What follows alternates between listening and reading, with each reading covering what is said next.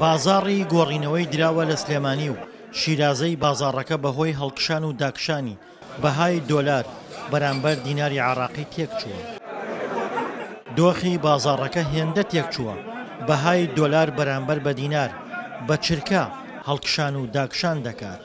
کاکە گیان دوێنێ ئێمە لە خۆمانەوە غەڵەتێکمان کرد گەڵامان نا بە 143 لەم حەوزە بەعنی هاتیونە بە 147 کڕیمانەوە هۆکارەکە ناسان مەگەرێتەوە بۆچی گڵایەکی زۆر لە بازار فرۆشرا بە نرخێکی کەمتر کڕیمانەوە بە زیاتر کڕیمانەوە گەڵایەکە گەر خۆمە لە 30 وەرەقا 40 تا کازارەمە لە 30 گەڵا. لە کاتێکدا بانقی ناوەندی عراقی ڕۆژانە بڕێکی زۆر دۆلار دەخاتە بازاڕەوە و هەر 100 دۆلار بەرامبەر 146 هزار دیناری عراقی دەداتە کۆمپانیاکان.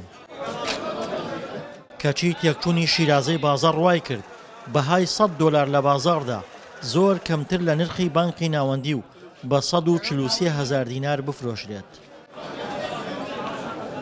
قوربان ئەم یاریە بانقی مەرکەزی شتێکی نەوتووە قسەیەک کراوە خەڵکی خۆمان خەڵکی عشای لای خۆمان هەچی پارەی لە ماڵەکانە بینێ کە بە دۆلار بەم سیعرە پارێژ ئەم کاتە تا سیوەشتیان هێنا کەچی لێەوە بۆ 140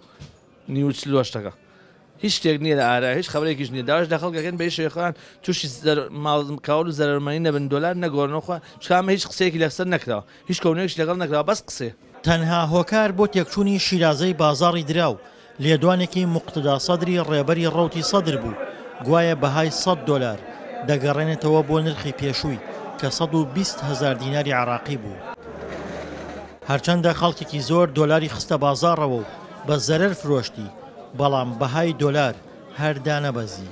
وڵاتی دەگەی سەدر تاسیری زۆر بوو بەڵام خەڵک لە ماڵەوە دۆلاریە بۆ هات فرۆش وایە زانی دابەزێ بە حساویەوە دابەزێ بەس بانقی مرکزی ڕەتی کردەوە تێمەی شێدای نابەزێن. بەهای دۆلار و دراوەکان لە عێراقدا بە شێوەیە گرێدراوی کێشمەکێشە سیاسیەکانن ڕەنگە لێدوانی سیاسیەکی عێراق شیرازەی بازار تێک بدات. دڵشاد ئەنوەر، دەنگی ئەمریکا، سلێمانی. بازاڕی گۆڕینەوەی دراوە لە سلێمانی و شیرازەی بازاڕەکە بەهۆی هەڵکشان و داکشانی بەهای دۆلار بەرامبەر دیناری عراقی تێکچووە.